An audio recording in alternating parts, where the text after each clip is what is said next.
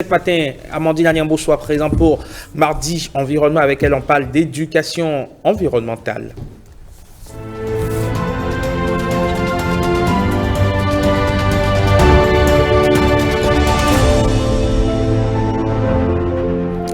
Faire le tri des déchets, assainir son cadre de vie, comment mieux éduquer à l'environnement? Qui sont ces jeunes qui s'engagent pour la planète? Amandine, bonjour et bienvenue. Bonjour à vous, Eman Rodrigue Amégan, chers téléspectateurs, bonjour. Vous avez choisi aujourd'hui de nous présenter deux jeunes qui, eux, ont fait l'option de conquérir des cœurs à la lutte écologique en travaillant avec des enfants, des âmes innocentes, faciles à façonner. C'est comme l'agile, enfin le potier qui pétrit de l'argile. C'est exactement Rodrigue Amégan. Ce matin, nous allons parler d'éducation environnementale et ce sera avec l'ONG Action Terre et Environnement dont nous avons deux responsables sur ce plateau. Il s'agit du président de l'ONG Théonaz Dossoui. Bonjour monsieur. Bonjour madame la journaliste. Et du directeur des programmes de l'ONG, Ezekiel Bevo. Bonjour, madame. Bonjour et merci d'être là. Merci. Et déjà, dites-nous déjà quelles sont les valeurs que prône l'ONG Action Terre et Environnement. Alors, merci beaucoup madame la journaliste. Bonjour monsieur le journaliste. L'ONG Action Terre Environnement est une organisation non gouvernementale créée en 2019 par des jeunes étudiants issus de l'Institut du cadre de vie. Donc plus précisément, ils sont dans le domaine de l'environnement. Alors l'ONG, à travers ses actions, a pensé à l'éducation environnementale parce qu'on a compris en réalité que nous adoptons des mauvaises habitudes. Oui. Donc comment les corriger et tout, on a pensé aux enfants parce qu'avec les adultes, on a compris qu'ils sont toujours dans les mauvaises habitudes et ça ne change pas vraiment comme on le souhaite. Donc avec les enfants, on a pensé à les apprendre les bons gestes à avoir pour mieux garder son environnement sain.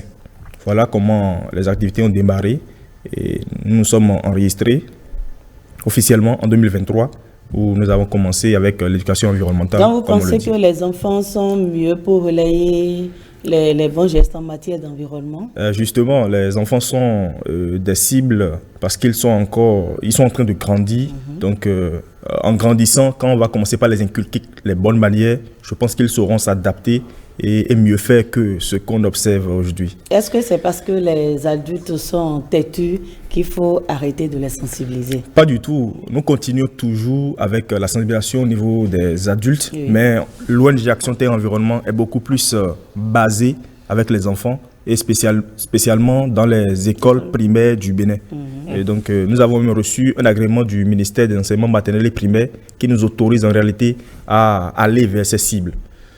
Alors, qu'est-ce que vous apprenez à ces enfants? Qu'est-ce que vous leur inculquez comme savoir? Alors, merci beaucoup, monsieur le journaliste. Avec les enfants, nous les apprenons, comme je l'ai dit au début, les bons gestes à avoir pour garder son environnement propre et sain. Et c'est un programme d'éducation environnementale. Dans ce programme, nous avons plusieurs projets. Nous avons plusieurs projets, jusqu'à 9 projets comme ça, avec des thèmes variés. Nous avons même un guide d'éducation environnementale conçu par l'ONG Action Terre Environnement que nous utilisons et nous avons nos volontaires animateurs qui nous accompagnent dans ce processus. Donc les thèmes sont variés, la gestion des déchets par exemple, la pollution de l'eau, de l'air et autres, et les constituants de l'environnement. Et ces pratiques, ça se fait avec un français adapté terre à terre, adapté avec les enfants pour qu'ils puissent comprendre en réalité. Sinon l'objectif visé par ce programme, oui. C'est parce que c'est avec les enfants la cible. Il faudrait en réalité jouer avec des jeux vidéo, des projections et autres là, pour les intéresser en réalité, pour les montrer en réalité la vraie information, les montrer les bons gestes vraiment à avoir. Et l'importance de préserver l'environnement. Justement, l'importance de préserver l'environnement. Donc nous avons commencé, il y a même quand nous finissons par exemple un cours d'éducation environnementale, oui. dans des écoles, on met le retenant, c'est-à-dire ce qu'on retient finalement de ce cours, on le met en chanson par exemple, et les enfants, on les apprend à chanter, à faire des poésies avec, et les enfants relaient ça à chaque fois. Donc c'est comme une distraction en réalité pour eux. Monsieur Bevo, parlez-nous un peu des activités que vous menez réellement sur le terrain.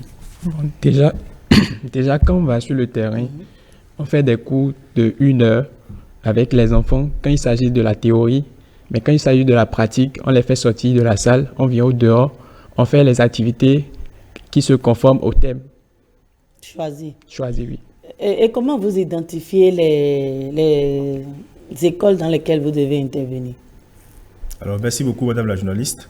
Les écoles dans lesquelles nous intervenons, comme je l'ai dit, avec l'agrément du ministère des enseignements maternels et primaires, que d'ailleurs je salue. Oui, au vous passage. avez l'agrément. Donc, il vous suffit juste d'aller dans une école et dire non, on veut donner des cours en environnement, ou bien c'est toute une programmation. Oui, c'est toute une programmation parce qu'avec d'abord l'agrément, on a la facilité d'accéder, on fait le circuit en réalité. On va à la direction départementale des enseignements maternels du département et autres là. Oui. On prend également une autorisation là. On descend au niveau des circonscriptions scolaires avant de descendre au niveau des écoles. Donc on fait tout ce processus là avant d'accéder à la cible réellement. Donc quand l'année démarre, Oui. les enfants savent déjà qu'ils ont des cours en environnement. Justement, pour cette année par exemple, c'est une phase pilote et nous avons démarré le 6 février passé. Donc, ils ont déjà commencé la rentrée. Donc, on a essayé quand même d'adapter notre calendrier parce qu'on a un calendrier que nous suivons. Et les établissements, ils essaient quand même de dégager un bout de temps. Et nous passons 45 à 1 heure de temps. Et c'est une programmation c'est un calendrier qui est fait. Et chaque établissement donne. Et c'est combien de fois par semaine? C'est Quand une vous fois par prenez semaine. une classe, par exemple? Oui. Quand on prend, on le fait, on prend du C1 au CM1. Ok. Du C1 au CM1 et c'est un calendrier qui est établi. On le fait 2 fois par mois. Chaque séance prend 45 à 1 heure de temps. Okay. Alors, Monsieur Bévor, c'est bien cela. Oui. Quelle est la réception que ces enfants font de ces activités? Est-ce qu'ils sont enthousiastes chaque fois qu'ils ont en griffe cours d'environnement? Est-ce qu'ils sont curieux? Est-ce qu'ils démontrent de l'intérêt pour la chose? Oui, ils démontrent de l'intérêt pour la chose puisque à chaque fois que nous finissons un cours, comme le président l'a dit, on le fait en chanson, soit en poésie, pour qu'ils retiennent quelque chose quand même. Donc quand on vient à la séance prochaine, ils sont enthousiastes d'apprendre encore de nouvelles choses. Et comment arrivez-vous à concilier les cours en environnement et leur emploi du temps normal? Est-ce que ça ne pèse pas un peu sur eux, Monsieur Bévor? Déjà, comme on a discuté avec les directeurs et ils sont d'accord pour nous autoriser à faire les cours, il a été dégagé un créneau de 1 heure pour l'exécution des cours en environnement. Donc ça ne pèse pas, sur le cours en dehors de ce qui avait déjà été programmé. Et la collaboration avec les enseignants? Tout se passe bien. Tout se passe bien, Président? Oui, la collaboration avec les enseignants, tout se passe très bien, comme le directeur de programme l'a dit, parce qu'ils sont vraiment impliqués aussi. Et à chaque cours d'éducation environnementale, les enseignants, les maîtres qu'il y a dans les salles sont également avec nous et participent activement. Donc, on a même eu à faire des séances de plantation d'arbres déjà, les apprendre comment il faut faire des pépinières et autres là, planter des arbres, les arroser, comment arroser. Tout ça, là, ça a été déjà dit dans la théorie. Et on fait la pratique, on sort les enfants comme le directeur du programme vient de le dire. Et les enfants même appliquent, font en réalité ce qu'on les a enseigné. Et donc, c'est avec joie et c'est avec plaisir on le fait. Et pour cette phase pilote, vous êtes juste dans 2 départements? Oui, pour le moment, nous sommes dans le département de l'Atlantique et du littoral, avec quelques écoles qu'on a pris comme phase pilote. Et il y a d'abord le PP dans le département de l'Atlantique. On a l'école primaire publique d'Akasato, l'école primaire publique de Misesento. Et dans le département du littoral, nous sommes à l'EPP Zogbo, qui est constitué de 4 groupes scolaires. Et nous prenons les enfants du C1 au CM2. Du C1 au CM2 ou au CM1? Bon, CM1, CM2, CM2, c'est par moment, lorsqu'ils sont un peu lits, parce qu'on ne peut pas vraiment perturber leur emploi du temps. Et on essaie quand même de faire des activités ponctuelles également avec eux, par moment. Monsieur Bévor, j'ai constaté que votre ONG s'intéresse à plusieurs thématiques. On prend le domaine de l'environnement. Est-ce que ça vous permet de suivre réellement ce que vous faites sur le terrain? Exactement. Expliquez-nous un peu. Déjà, étant donné que nous sommes tous environnementalistes au sein de l'ONG, Oui. on élabore les projets sur les besoins que nous trouvons assez pertinents, sur lesquels nous devons agir. Et c'est dans le cadre de cela que nous avons élaboré le programme d'éducation environnementale. Oui. En dépit de ce programme, nous avons exécuté le décembre dernier un projet dénommé Tous Joyeux, qui consistait à donner de la joie au cœur aux enfants de rue. Ce projet a été exécuté à Akpakpa, où nous avons réuni les enfants de rue. On a discuté avec eux on a déjeuné, on leur a offert des cadeaux et tout. Oui, vous avez dit maintenant la suite. La suite de l'initiative qu'on a mis en œuvre. Oui, avec les enfants de la rue, par exemple. Est-ce que vous les rassemblez, vous leur donnez des cadeaux, vous déjeunez, bon, la fête est finie, ou bien est-ce qu'il y a un suivi? Déjà, étant donné que nous sommes jeunes, Oui. nous n'avons pas encore la capacité de mettre sur pied un centre d'orphelinat pour assurer une suivi à long terme de ces enfants. Donc, on essaie de choisir des milieux où on peut quand même faire quelque chose de façon quotidienne ou de façon régulière à ces enfants-là. Monsieur... Oui, merci beaucoup, madame la journaliste. Comme le directeur du programme vient de le dire, avec ces enfants, on fait également le suivi. On fait le suivi, pas de façon pérenne, mais de façon, à chaque fois qu'on a l'occasion, on essaie quand même de les suivre. Le centre communautaire dont il parle, Oui. à PK10, c'est l'ONG Tamae avec laquelle nous sommes en collaboration. Les enfants sont en réalité avec eux. Et on les suit, c'est-à-dire on suit ces enfants avec eux. Si nous avons de petits moyens, et on essaie quand même, voilà, on les vient en aide. Il y a des enfants qui vont à l'école, on peut les acheter un sac ou bien des fournitures scolaires et autres là. On ne le fait pas à un moment. Et tout ça, ça rentre dans le cadre de l'éducation environnementale. Justement, parce que quand nous le faisons comme ça, notre ambition en réalité, c'est de les éduquer en réalité à avoir les bons gestes. Donc, à chaque fois qu'on a l'occasion de les regrouper, on essaie quand même de passer un message, de les sensibiliser, en leur offrant de ce genre de trucs pour quand même les aider également à mieux évoluer en milieu scolaire. Et avec les enfants que vous encadrez, vous avez dit que vous avez procédé par exemple à des plantations d'arbres ou bien gestion des déchets, la gestion des déchets, la pépinière et tout. Voilà. Est-ce qu'il y a des résultats visibles? Si je vous suis aujourd'hui, je vais sur le terrain, est-ce qu'il y a des résultats qui sont vraiment visibles? Oui, merci beaucoup. Parlant de résultats visibles, comme je le disais tout à l'heure, c'est une phase pilote. Et on a commencé en février passé, en février 2023. En février 2024, je vais dire, excusez. Et donc, il y a des projets, des activités que nous avons démarrées. Par exemple, pour la plantation d'arbres, par exemple, on l'a planté au sein de l'école. Donc là, maintenant, si vous descendez, vous allez voir que les enfants sont en train d'entretenir ces jeunes plants qu'on a mis. Et grâce à l'ONG CEDV Graines de Vie Bénin, qui nous accompagne pour les plans qu'ils mettent à disposition pour l'ONG. Donc, ces plants sont déjà là et sont en train de grandir déjà. La gestion des déchets, par exemple, si vous allez à l'EPP Zobo, par exemple, il y a déjà des poubelles qui sont installées. Il y a l'établissement même qui a déjà ces poubelles-là. Et on inculque aux enfants, en réalité, de ne plus jeter des déchets un peu partout dans la cour. Oui. Donc, les enfants savent déjà qu'il faut prendre les déchets et les mettre dans la poubelle. À chaque fois, balayer le sale. Et puis, parce que s'ils ne sont pas dans un environnement propre et sain, ils ne peuvent pas réellement bien assimiler les coups et autres là. Donc, ces enfants, arrivés là maintenant, ces mauvaises habitudes, peut-être qu'ils avaient déjà, avec notre intervention dans les écoles, ils ont pris quand même le pli déjà et ils ont commencé par faire de ces genres de bons gestes. Donc, déjà, l'année à venir, on pense qu'on aura quand même à mieux impacter et les résultats seront vraiment visibles sur le terrain. Est-ce que vous avez déjà encore d'autres projets ou programmes en cours? Oui. Comme projet ou programme, nous avons un projet jeu concours Eco Challenge qui consiste à conscientiser les étudiants et à les mener à jouer des jeux. Les étudiants, là, ça va au-delà des écoles primaires? Oui, là, ça va au-delà des écoles primaires. Ça concerne principalement les étudiants. Ils vont participer à des jeux concours où les jeux concours vont se baser sur des questions et des défis environnementaux.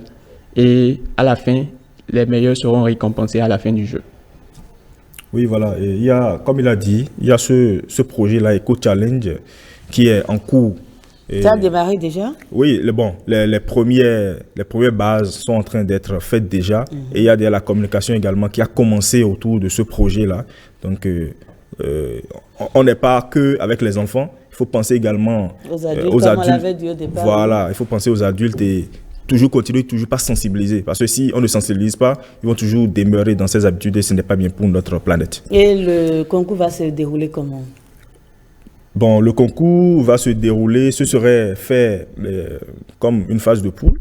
Il y aura des questions et autres là que liées à l'environnement. Liées à l'environnement, oui, justement. On doit se cultiver. Justement, on doit se cultiver. Et il y a des prix, il y a des lois gagnées et tout ça est prévu. Est-ce qu'il y a une thématique précise ou bien ça va embrasser tout ce qui est... Oui, tout ce qui est dans l'environnement, ça va embrasser tout pratiquement.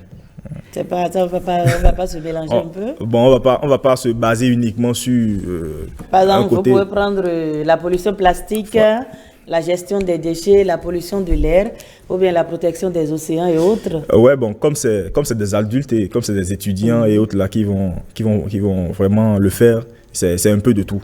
Tout un mélange quand même pour séparer ceux qui vont gagner ou bien ceux qui vont pas gagner et tout. Et vous faites tout ça là, quel est réellement l'objectif que vous visez? L'objectif, c'est, parce que c'est notre objectif d'abord global au sein de l'organisation, c'est d'œuvrer pour le développement durable. Et quand on parle de développement durable, on a plusieurs objectifs. Oui. Voilà, donc c'est quand même d'essayer d'atteindre un certain niveau. Avec ce qu'on constate aujourd'hui, le réchauffement climatique et autres, il faut vraiment, pour nous, ce qu'il faut vraiment faire, c'est de sensibiliser et d'aller vraiment à l'action. Planter beaucoup d'arbres, ça va vraiment réduire. Ce que l'ONGC de Graines de Vie nous aide également à faire, et nous sommes également dedans. Donc, on les sensibilise assez pour quand même réduire un peu ce qu'on observe aujourd'hui. Et ce n'est pas facile d'encadrer des enfants. Est-ce que vous rencontrez des difficultés? Je ne vais pas dire qu'on ne rencontre pas de difficultés, mais on essaie quand même de le faire parce que, comme je l'ai dit, nous avons des volontaires animateurs d'ailleurs que je salue au passage pour tout ce qu'ils font. Et ils ont reçu une formation, pas un conseil pédagogique, une formation en pédagogie. Donc avec les enfants, les attitudes à adopter pour quand même les intéresser, les faire intéresser par ce qu'on fait et tout. On a reçu cette formation et avec ça, on n'a pas trop de difficultés quand même sur le terrain. On est passionné, on ne voit pas les difficultés. C'est une passion pour nous en réalité. Et vos perspectives? Voilà, parlant de nos perspectives, nous pensons mieux faire parce que tout ce qu'on a prévu dans ce programme, on n'arrive pas à tout faire pour le moment. Donc, on voudrait quand même... Pardon? Et pourquoi? Oui, bon. Est-ce que c'est manque de temps, manque de financement? Bon, disons que ce n'est pas un manque de temps parce que d'abord, c'est une passion pour nous. Oui. Mais il faut dire également, pour faire quelque chose de truc là, il faut également le côté financier. Donc, il y a le manque de financement également. Et il y a également les volontaires également. C'est vrai qu'ils ont vraiment le désir de le faire et tout. Mais il faudrait prendre le temps de les former assez sur ce qu'on fait. Parce que c'est une passion, on ne peut pas faire de n'importe quoi. En tant que directeur des programmes, quelles sont vos perspectives pour votre ONG? Déjà, pour notre ONG, on envisage promouvoir un environnement plus sain et plus durable, dans la mesure où, quand on a un environnement sain et durable, il est plus facile d'y vivre. Donc, c'est pour ça qu'on œuvre chaque jour pour mettre en œuvre des projets pour atteindre ces objectifs. Merci beaucoup à vous, chers invités. Emmanuel Rodrigue Amégan. Voilà, ce sera tout pour ce mardi matin. Merci, Amandine. On se retrouve dans une semaine prochain, oui, pour d'autres histoires inspirantes tout autant. On verra bien ce que vous allez nous ramener d'ici à là. On essaiera de trouver une thématique aussi intéressante. Absolument.